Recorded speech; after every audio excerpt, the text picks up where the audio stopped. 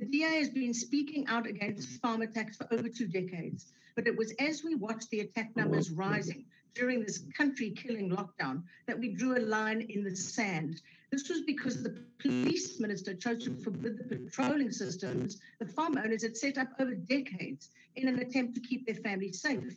There have been 21 murders and 147 attacks in these past 4 months alone. Our farmers are 3 times more likely to be murdered than a police officer. We released a 16-point plan of action in June, and just weeks later, there was a triple homicide in the Northern Cape. And for the first time anyone could recall, we saw a Rolls-Royce operation from the SANS, helicopters, dog units, crime intelligence. It was all brought in to apprehend the perpetrators, and they did.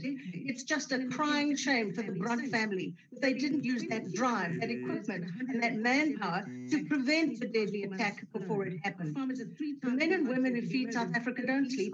They do nightly patrols around their farms, and I know of wives who watch their husbands on cameras as they do the patrols in the dark, watching for attackers, waiting to see if tonight is the night their beloved husband will be killed. Unless they farm in Lekwa, in Mpumalanga, where the electricity is cut week after week, so the farmers live in total terrifying darkness as animals die of cold and everything rots in their fridges. They live the reality that it is 4 times more dangerous to be on a farm than in any other area of South Africa. It was a massive slap in the face of our farmers when the current president denied that these murders were taking place. On September 26, 2018, he spoke in New York saying there are no killings of farmers in South Africa. Yet in 2017 and 18 combined, there were 136 murders on our farms. Farmers, black and white, farm workers, black and white, and visitors to farms, black and white, were being killed then and are still being killed today. What he said was false, a complete and utter fabrication. In a matter of weeks, a petition asking the president to retract his hurtful words has hit some 43,000 signatures.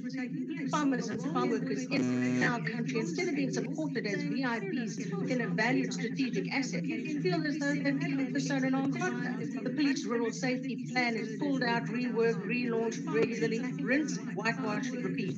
Without equipment and manpower, the rural stations have zero ability to lift those fine-sounding words off the page. My colleague, Honourable General Hockey ter Blanche, a real general who left the SAPS with full honours, will go into this later on. Today, countries around the world are eyeing our farmers with an acquisitive gleam in their eye. 2,000 of them left to farm in the USA over the past 3 months. Our farmers have turned Zambia into one of the top exporters on the continent. And where are we? From 120,000 commercial farmers, we're down to 58,000. Why? Because when a farmer is dragged to his death behind his bakkie, his family just packs up and leaves. When a woman is gang raped while her husband is stabbed to death, that's what happened to a black farmer and his wife. Do you think she has it within her to stay on the farm? But people are killed elsewhere here. Of course they are, nearly 59 of us daily. It's the isolation in rural areas that gives criminals days and nights to torture a family to death. Do you think there is anything a parent won't do, won't offer up if their 2-year-old is held down and raped in front of them? I have heard about medieval tortures involving boiling oil, boiling water, a power drill, red-hot irons, fire. The perpetrators frequently steal nothing, not even a cell phone. We need research to tell us why.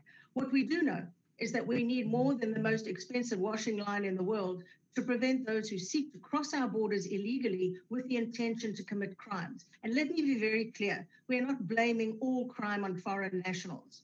Our provincial court watching briefs today ensure we are on top of every farm attack. We are at every court hearing, running through the police and court system with the victims.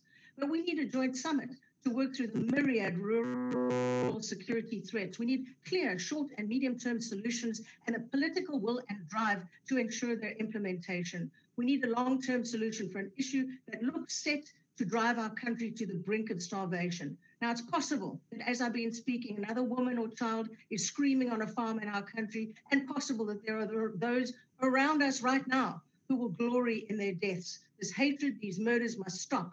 We must make them stop.